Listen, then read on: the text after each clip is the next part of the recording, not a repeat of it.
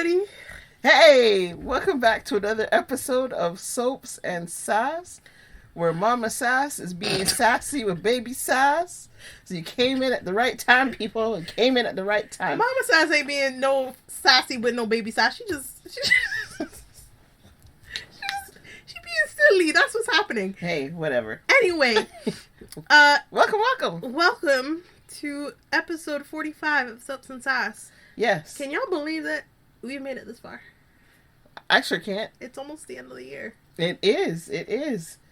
So, like Baby Sass said, this is episode 45 for the week of November 24th to 28th, I wrote, but it actually was only till 26th because y'all had your Thanksgiving in the U.S. Yes. And decided that nobody was taking time to watch soaps. You're going to watch sports instead. Ugh. You know, reruns are great. You don't have to put on a new episode. You could put on reruns. Maybe Sure. we'll want to go back and see some things that happen and be like, oh, right, that happened. Yeah, but apparently their tradition is football. Yeah. So be it. I was at work, so I would have missed the game anyway. So, let me recap the 3 days for you. Yes. On Monday, Sonny discovers that Rocco has been assaulted in juvie. He is vexed. Dante makes a promise. I don't remember what the promise was. It was so long ago. Laura receives a warning from both Sonny and Martin for all points, for all intents and purposes, and possibly Jason as well, but that might have been a different day. Jack tells Carly to kiss and make up with Jocelyn and Lucas, and later Carly runs into Joss at GH, and they kind of kiss and make up. Lucas updates Elizabeth on his stay at Windermere, and she advises him to love Marco but not insert himself into their feud with Sonny. Very wise advice. On Tuesday, Drew asks Willow to marry him. Let us all take a moment to gag together. She eventually accepts.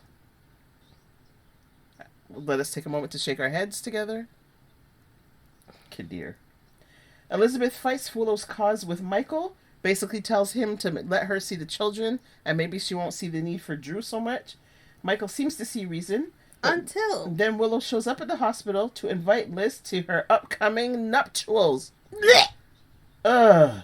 I'm like, if it didn't... Michael, sorry, go ahead. I was gonna say, if it didn't work the first time, like you didn't even get to the vows, what makes you think it'll work this time? I don't understand it. Michael overhears and he is enraged. As he should be.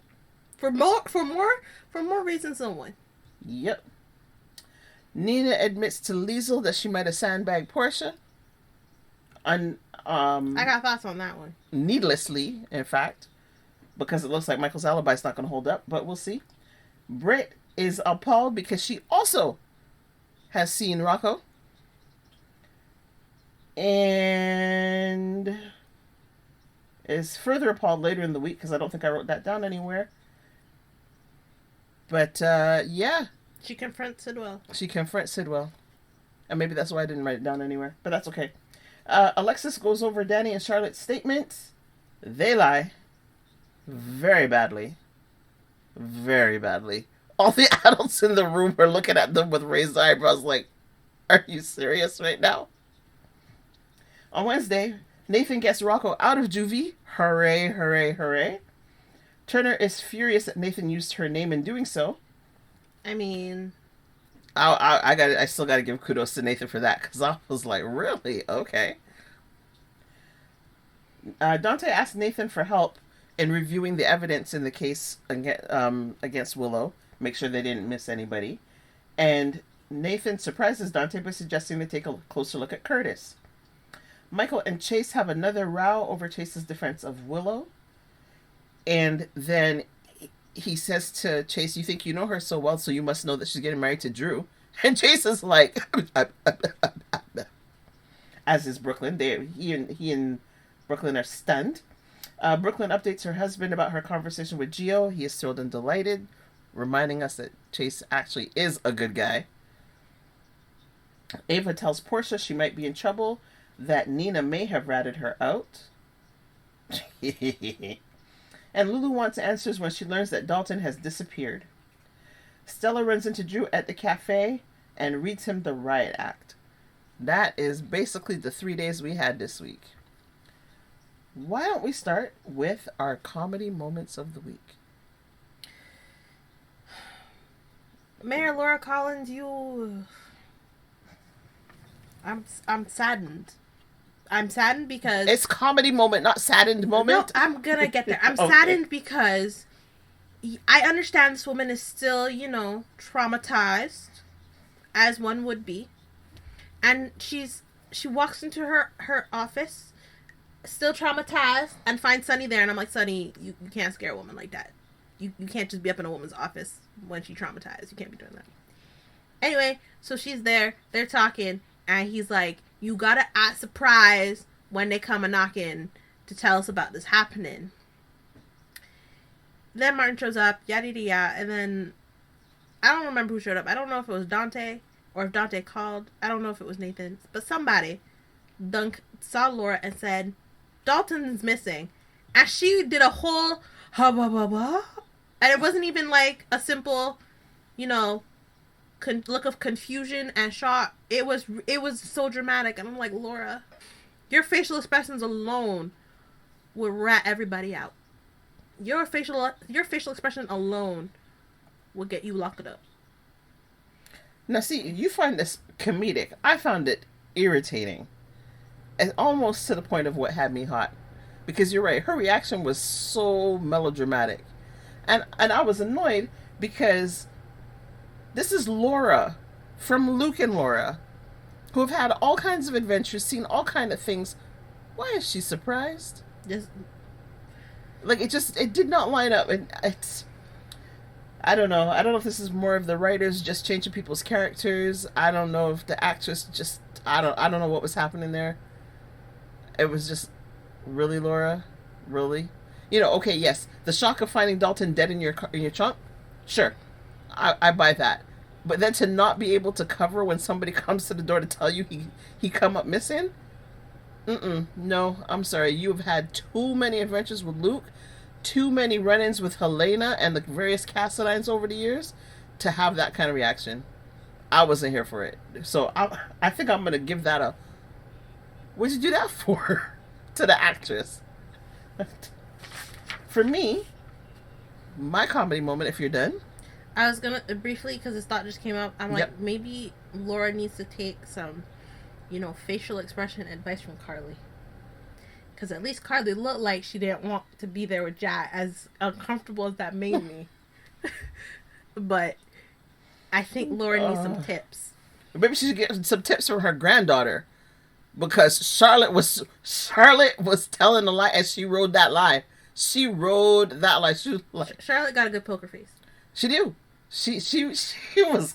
It's like, yeah, okay. I know they know I'm lying, but I'm not admitting to nothing. I'm gonna hold on for this. She did not blank. Her father taught her well. I'm saying. So yeah, for me, my comedy moment of the week is actually, I think, one of the last scenes we saw last week. I think it's actually how the week ended, where Brendan asks Vaughn for an update. And Vaughn is giving him this update about what happened in the Brown Dog with Dalton. And it's like, okay. And then these men flank him and grab him up. And Vaughn is like, wait, what's going on? I told you to stay away from Jocelyn. And just yanked him out. I said, really? Okay. Oh, okay. Oh, okay. Sure. It was a terrible way to end the week. But it made me laugh. It was. But I'm like, what, you tracking Jocelyn's phone? Like, because I'm like, aside from Vaughn being there to help when Jocelyn was, interrogating Dalton, they did nothing wrong, aside from, leave the brown dog, start making out, and then go back to his place to do the deed. Like, he told them their relationship was done. Yes. So, he's out of order to tell them so, but he did. So basically, it's a no fraternizing. No, exactly. But aside from the fact that they made out outside the brown dog and slept in the bed to do the deed, aside from those two things, him asking Jocelyn, because he didn't say it's like, oh yeah, me and Jocelyn, we after dealing with the whole Dalton thing, went back to my place and whoop de woo. He's like, I called like Jocelyn. I had Jocelyn meet me at the brown dog so we could do da, and then that was that. If he considers that fraternizing, then Oh, that's what I'm saying. So the man had them followed her how tracked. did he know that they were together? Yeah. Yes, of course he did. Same way he followed up on Colette, and Colette got yanked. Yeah, he's paying attention. He gave an order. He gave an instruction. Listen, Jack don't leave no loose ends. He already established that. I'm just saying. So it's like you had them followed. Sure. You got a tracker on the phone. What? Of course. Well, I don't know how he do it, but of course he's monitoring Jocelyn because he got to make sure that she don't end up in no kind of trouble because there will be hell to pay with Carly, and he's already in trouble with Carly, and he knows it. He don't know what's wrong yet. He has an inkling. Well, this is it. And if he don't find out Carly before she pulls it off, I'll be surprised. I really will. And I think I would rather see that. I think I would rather see the tables turn on Carly. And I mean, I want to see him taken down. Yes, don't get me wrong. But like, just prove that you deserve to be the WSB agent you are. And figure out what she's got going on. Because she's out of town and you don't know. That's true, because how is it? Because like you're keeping eyes on Valentine. That's clear. Why would Valentine have a lawyer when for international crimes like this? And why would the lawyer only now just start showing up? Like, Brennan, you stupid. So there you go. That's my thought. What had you hot this week? Actually, a few such things. Deep sighs these days. I know. I can't. I say I blame it on the holiday season, but not really. What had me hot was Rocco getting beat up in juvie, but not only that, but the fact that the guards are like, it's a flesh wound. it's a little scratch. Oh my gosh. I didn't see anything. Like, that's what's bugging me. I'm questioning, because the episode on Monday starts with, or not starts, but we see Rocco, nice, beautiful, healthy little boy. I say little boy. Young man. Not a scratch on him. Talking to his father. His father leaves and goes back to the police station. And then his grandfather shows up. So I'm saying, again, I'm using realistic times because this is Teleport Charles. So let's say it's going to take like 15 minutes to maybe half an hour for people to get to the police station and, people show up, whatever. Let's just say, I'm giving that the time range. In that time, my man got beat up to the degree that he got beat up, and the guards don't even clean him up, patch him up, so when he sees the next person being Sonny, he's a little more, he's still roughed up, but doesn't look that bad. That's the part that bothered me. But at least he's patched up. And that will elicit what the hell happened, why you patched up, so. But no, the guards just bring him out all bust up lip, bust up eye, bruise on, like, my man. What different, and Sonny's like, what do you ras? That's the part that bothered me, though. And the guards just, they're like, huh? What do you mean? Problem? But this is it. Because they brought Rocco out like they had just now pulled Rocco out of the fight. The blood is still running on the man's face. I'm like, how is this a way to present him to a visitor? You don't think... Is it because it was Sonny Corinthos and you're supposed to jump? If he said, bring me my grandson, you really don't have time to tarry? Right, but the thing that kills me, though, is like, clearly... It's been a while because a bruise was already starting to form under the boy's eye. I know. That's what I'm saying. It's like... I don't know how you explain this. And then Sonny is like, I will take care of it. He goes off to go talk to Justine and be like, get my grandson out of juvie. Britt now shows up and Rocco's still boot bruised and bloody. I'm like, sir, get this man a Band-Aid. And Britt's like, I am a doctor. You better get first aid kit right now before I beat your behinds. And he's like, okay, and runs off. And then, in fairness, I'm like, she didn't really do much of a good job cleaning him up. It's like, you smeared the blood just more on his face. But all that aside, at least she did something. At least, because not even Sonny asked for first aid kit either. I'm like, Sonny, even you can clean up your grandson. Like, come on. No, it took Britt to clean him up. Put a Band-Aid, patch him up, clear the blood, and then... I think it's another plot point. And then she leaves. And then, Nathan and Lulu show up, which I'm having issues with these two, but we will get back to that later. But yeah, and then they show up, and Lulu's like, "Oh, my poor little baby boy," because I can tell you this: Lulu said it I would have been the next person with a bail hearing. Mm-hmm. How you mean? I show up to my boy has been in here for less than 24 hours. Mm.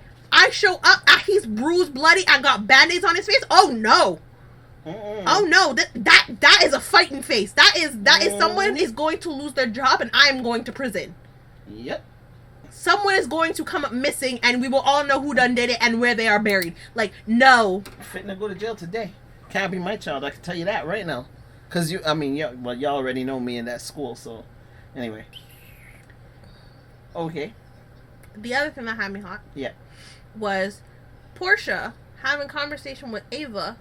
And Ava, also throwing Nina under the bus, being like, yeah, she told somebody, I don't know who, but she did tell people that you have motive to shoot Drew.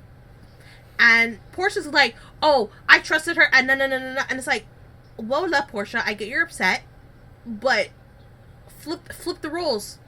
If Trina was accused of shooting somebody, I know for sure as hell you'd be giving false alibi to Trina. I know for sure as hell that you would, if you knew someone else who potentially could have done it and had reason to do it, you'd throw them under the bus to save your child. Which I think is what Ava said to her. I don't know.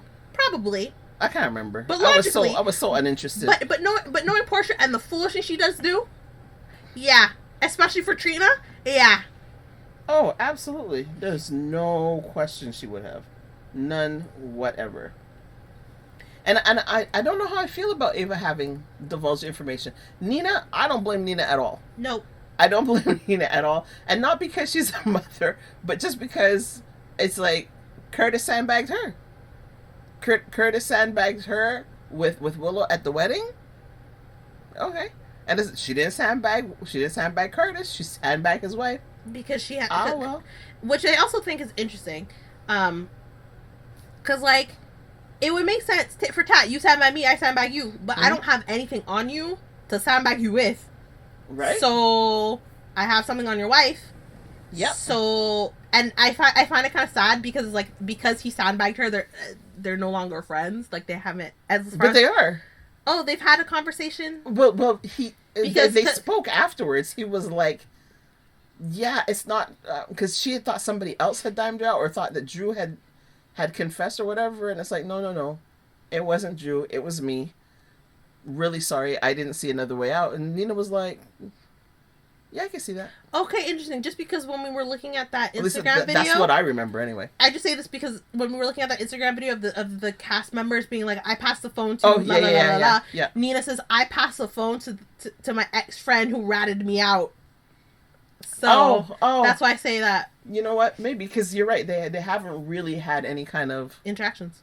Not beyond, like, just after the wedding or whatever. Right. Yeah, fair. Yeah, that's why I say that. But That's anyway... fair. Anyway, I think they'll become friends again at some point. I'm sure they will. If Ava and Nina could become friends again, why not Curtis? I mean, hell, Nina tried to steal her baby and then was lying to Nina about the divorce and trying to get in bed with Sunny, or not really trying to get in bed with Sunny, but you know what I mean. So, I mean, if you can become friends after trying to steal someone's baby... but they were friends and then they had a real falling out over, I don't even remember what. This is what I'm saying. If y'all can do all of that and still be over friends... Sunny, right. Yeah. Then, Indeed.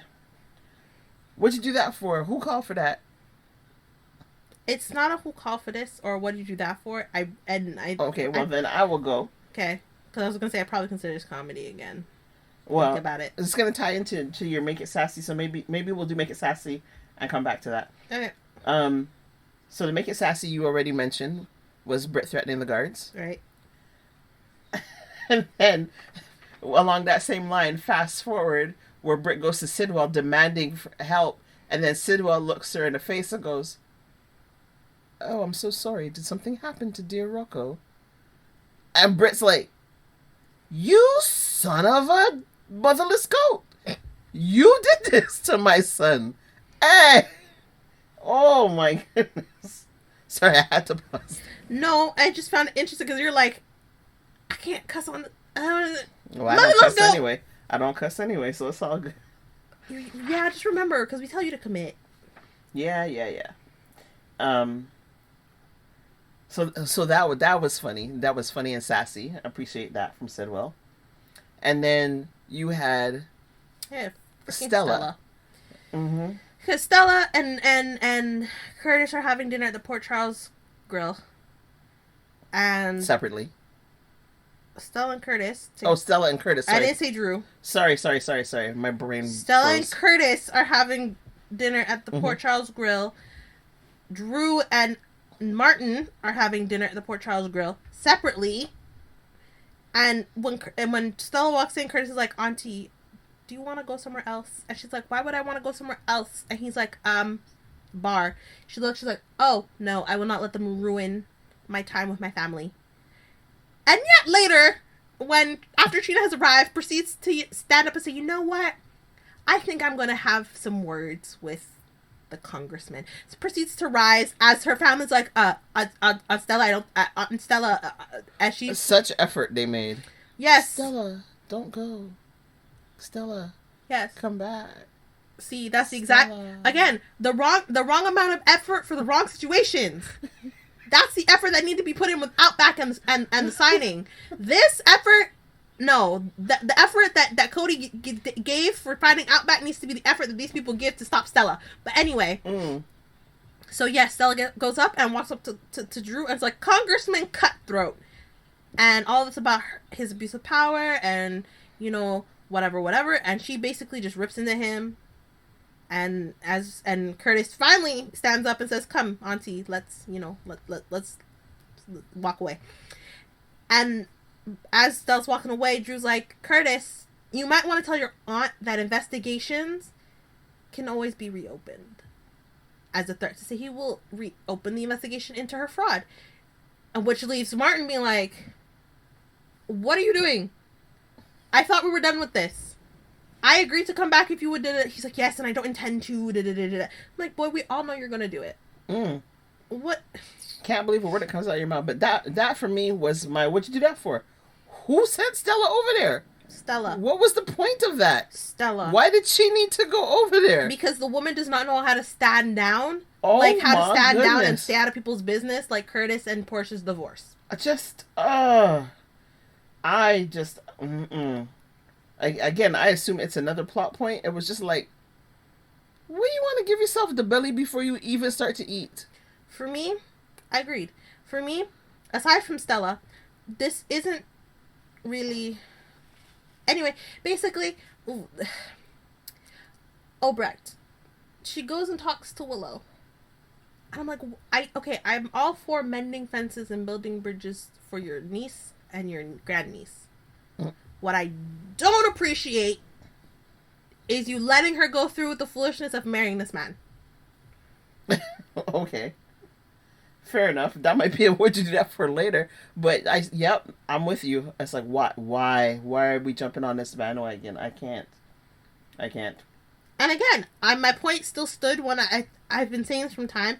I'm like, Willow is like, I will never forgive you, and to Nina. Mm-hmm. And here she's like, I might not ever be able to trust you fully, and our relationship may never go back to the way it was, but I'm willing to try. And I'm like, see, there you go. I'm like, but I'm surprised that Obrecht didn't say, if you're willing to forgive Drew for the mess that he did, why can't you forgive your mother? The man slept with your mother. What? The man manipulated your children. Mm-hmm. Your man lost your children. A, B, C, D, X, Y, Z. And you're mad at your mother because she didn't tell you that they were sleeping together before you and Drew got together? Make it make sense. Agreed. But you know what? I see Liesel's point. It's like, what am I going to tell you all that? You've heard it from everybody else. There's no point in me telling you that. I don't agree with your decision, but it's not my business. And I thought that was okay. Because, understandable. However, I think it's different because from what I gather, Willow respects Liesel. Yep, seems that way. So I feel like... Or feel she owes her if nothing else. Right. So I feel like she'll, as proven by that episode, or those scenes, is like she listened to Liesel more than anybody else. Because even with Elizabeth, it's iffy that Willow will listen. Mm-hmm. So I'm like, so I feel like Obrecht could have said, like, hey, we are family. While I don't agree with your choice to marry Drew. She said. That was the first thing she said. She did say, it's like, while I don't agree with your choice to marry Drew, I will support you in it. She also said that. Which she did. And again, it's like, after everything that happened between you and Drew, knowing what you now know, if you can move past those things and agree to marry him again, why can't you do the same for your relationship with your mother? Okay, because her sins involving this entire situation with Drew are less than his sins in this entire situation. So I'm gonna dovetail that into, because I have exactly that with the make it make sense. Okay, go ahead. Because for me, I don't think she has forgiven Drew, and so my make it make sense is, what is Willow up to? Because we know a few months ago, Willow was at the hospital and she was like, you know what? I need to get my kids back, and if Drew's the way to do that, then I'm going to do that. I don't need to love him to do that. Right. And I think she's still in that mindset. And I think she's still in that mindset also from the look on her face when she got to the house. I was very confused on how she had a set of keys already, but whatever. But when she showed up to the house, it was like, And then when Drew asked her to marry him, her face was like, You know, she wasn't excited, she wasn't thrilled, and she just came with the logic. It's like, okay, but listen. And then he was talking about, you know, it's part 2 of the Make It Make Sense. Why do you think Willow would want to live in the house where she came home and found you with a hooker, where you got shot, as she pointed out? Like, what happy memories are in this place? Only now you're talking about, is it that you don't want to marry me? You don't want to live here? We can go get a whole other house. Why didn't you do that before? And then she have to ask you, why do you want to stay? Like, you were shot here. How is this a plan? For me, also, it's like, I understand that his house would have been professionally cleaned before he got back to the house. Because, as Kai had said something or other. But I'm like, the thing that also bugs me is he's not even thinking about Scout either. It's like, you want your daughter to live in the house where you nearly died? That's what I'm saying. None of this makes sense to me. Like, okay, so you want to live in the house where your fiance found you with a hooker. You want to live in the house where you got shot and nearly died. You want your child to live here as well. Like, what? So that also ties into the Delulu, right? Drew's Delulu. Why do you want to live there? What? But yeah, I want to know what Willow is up to, because I don't think Willow genuinely loves this man, although she said so. I don't think she does. I think she's biding her time. I want more evidence of that. What I do appreciate, though, is that she did say, it's like, every time I've gotten married, it's for some ulterior motive. It hasn't been for the right reasons, and they never work out. And he's like, okay, like, yes, this is kind of partially that, but it's not entirely that. And I'm like, no, but isn't it though? Well, that's when he clued in. I was like, wait, do you not love me? Do you not want to marry? Even then, it's like, but Drew, isn't it though? It's that's like, exactly you say you're marrying her because you love her, but do you though, or are you just, being the manipulator that you are? Oh, totally. Like, I think he's totally being a manipulator. He just wants what he wants, and he wants to prove he can get one up on the rest of the corner bands to get what they had. Because I'm like, this is going, because one, as we all know, you're still Sidwell's lackey now. So any trouble you get in is likely going to reflect back on Willow, because Willow has now married this man. Mm-hmm. Even though, like, and as Michael said, her decisions since she's been with Drew have been such poor decisions. And how is it going to look to a court when you try to go for custody that Willow has been married however many times to however many different men in the span of us? I don't know that will make a difference, to be honest, but I think it should.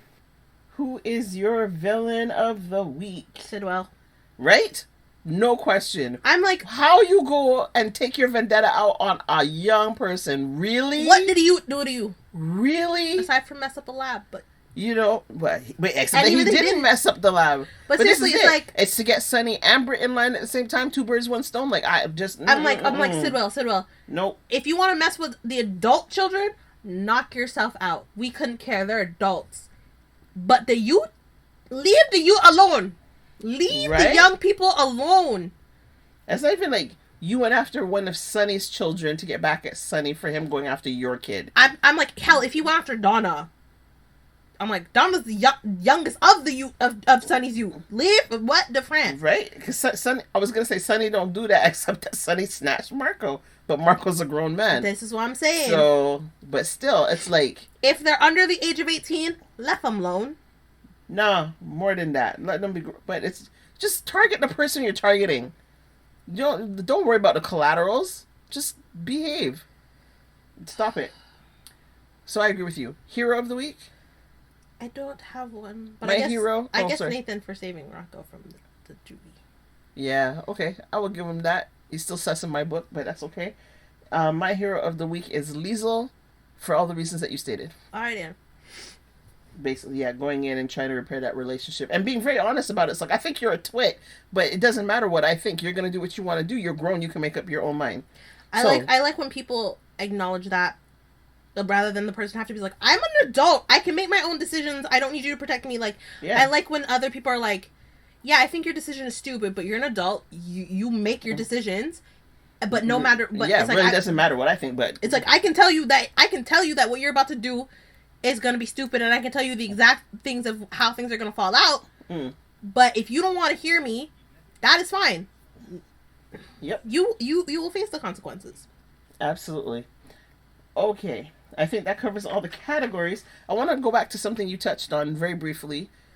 Nathan and Lulu pairing. Yeah, no. Let's put a poll on that one. There was a moment where...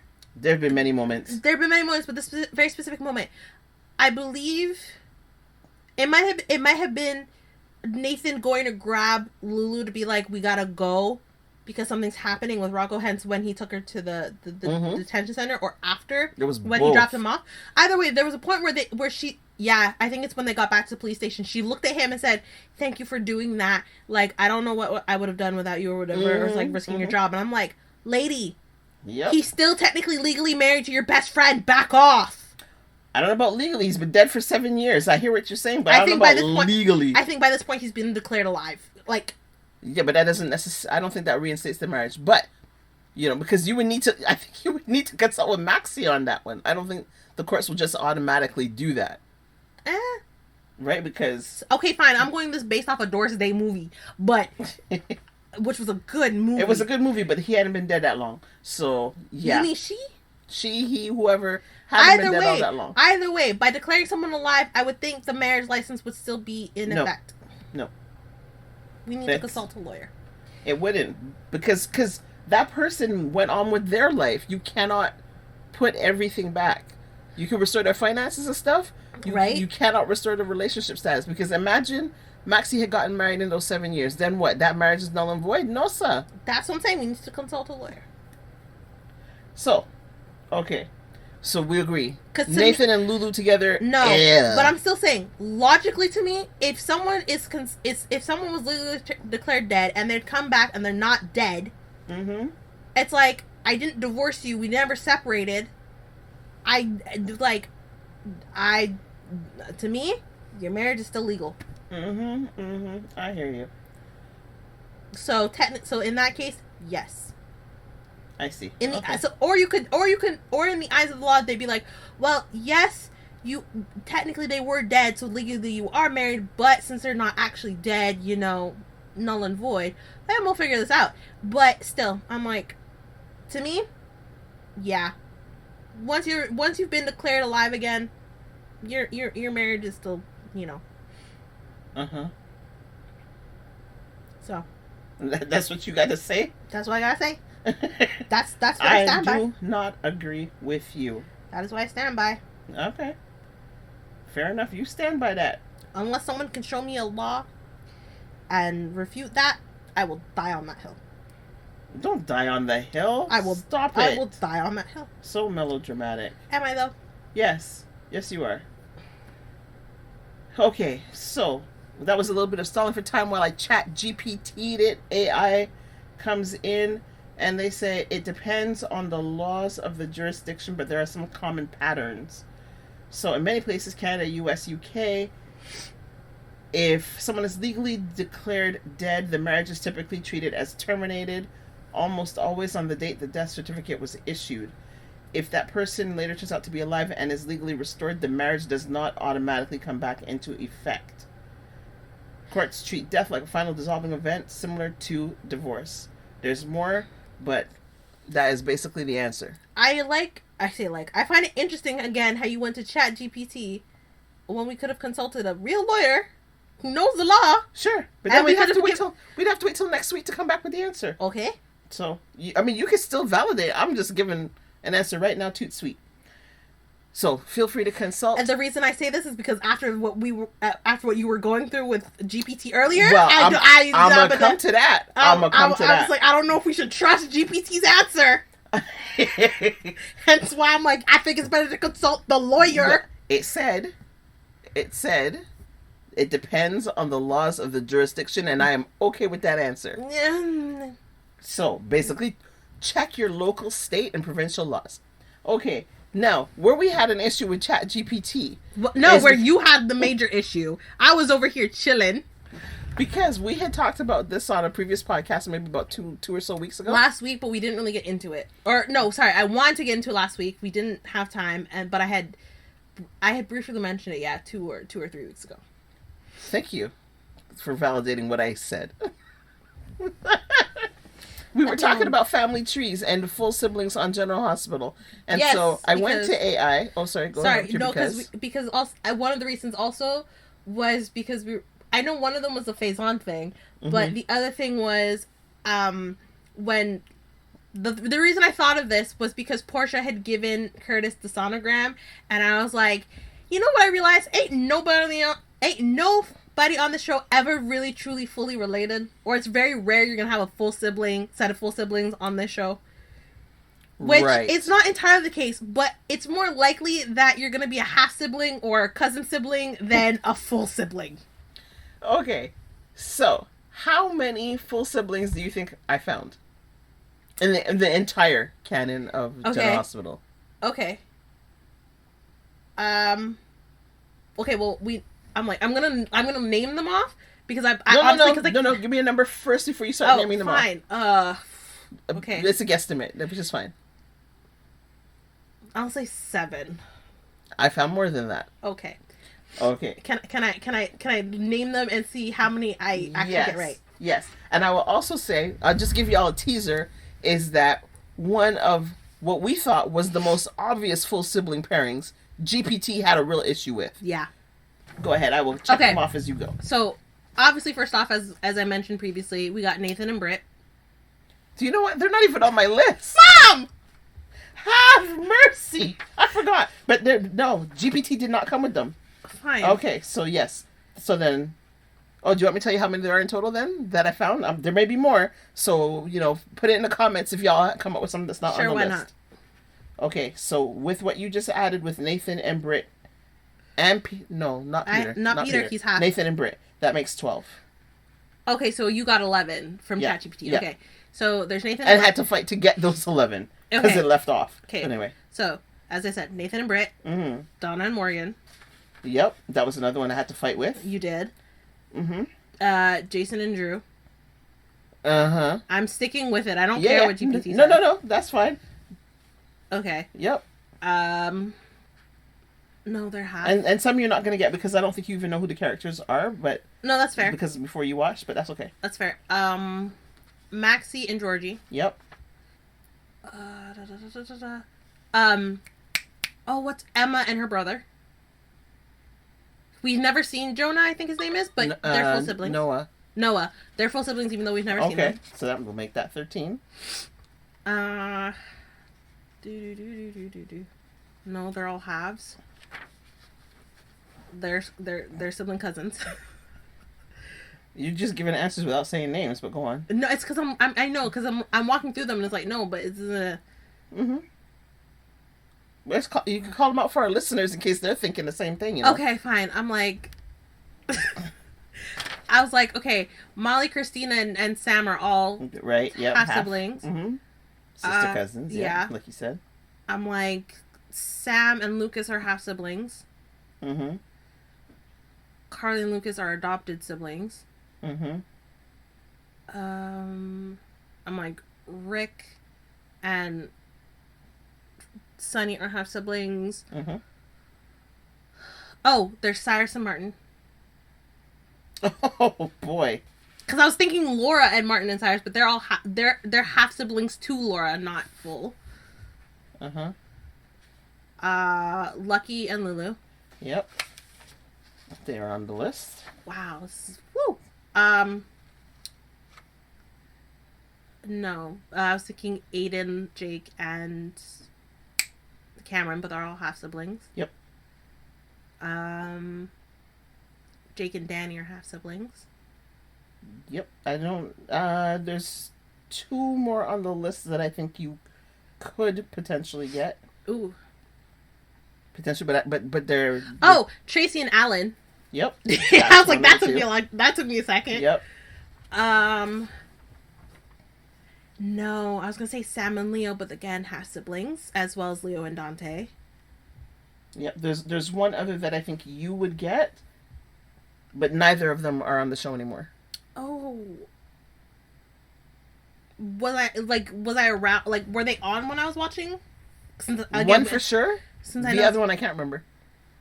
Oh, because again, I was gonna say, I'm now thinking Kiki, but Kiki is a half sibling with Avery, so that doesn't work. Nope. Older. Oh. But no, Chase and Finn are half siblings too. Yep. Oh, I don't even know if I know. All right. But I named a lot more than I thought. Yes, and you named 3 that aren't even on the list. So, get on you. We'll have to go back to chat and teach it to be decent. Okay, so the other one that I thought you would know was Luke and Bobby Spencer. See, I was thinking Bobby, but I'm like, who was... I was like, no, that was her husband. And I was like, Bobby did hit my mind, and I couldn't think of who she would have been related to.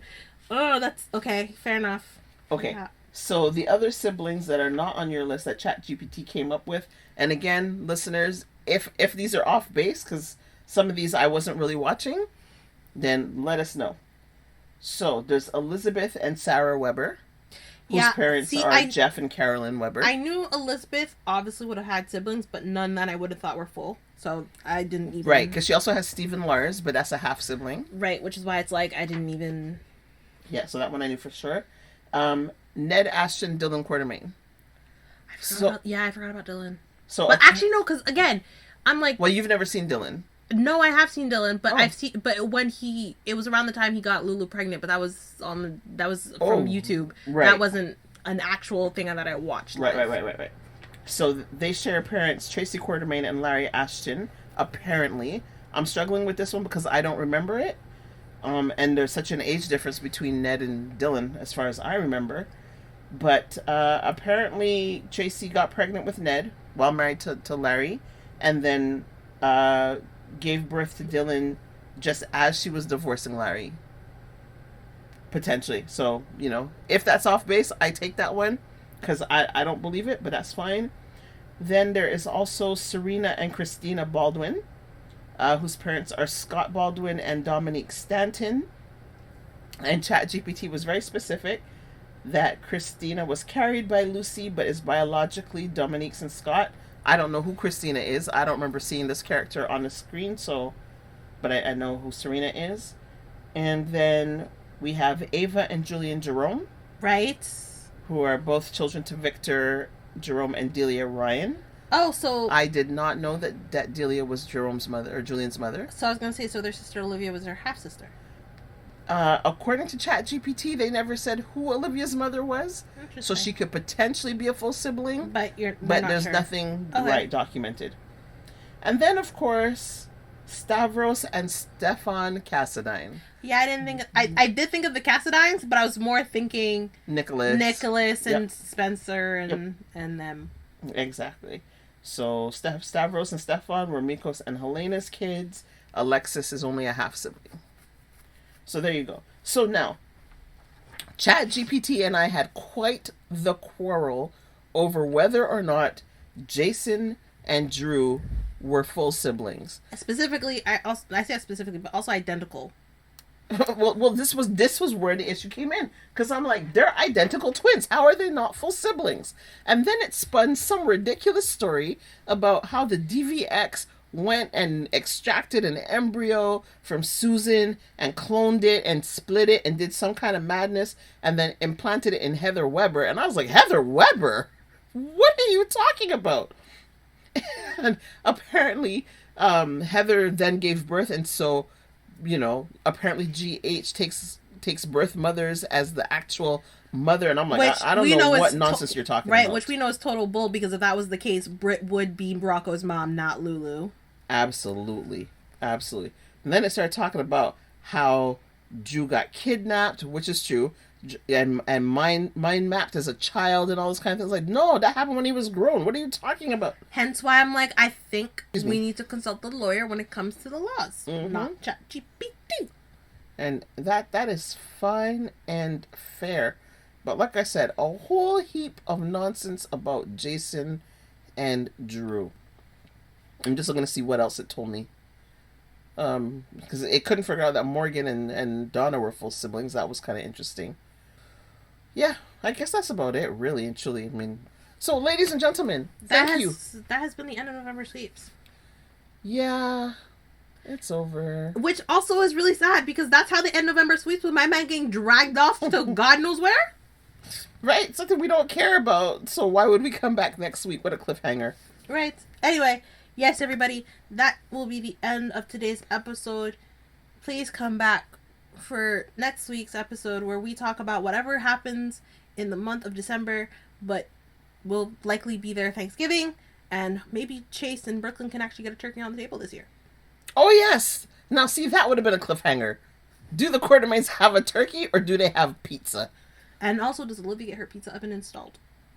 That might be the next running joke. I'm wondering if she'll have pizza as backup. Right? But anyway, yes, everybody, that is the end of today's episode. Please come back next week for hopefully some sass. Sorry, some soaps. I don't know this. That's because it's not your line. Come back next week for a little more soap. I have a lot more soap. Oh my gosh.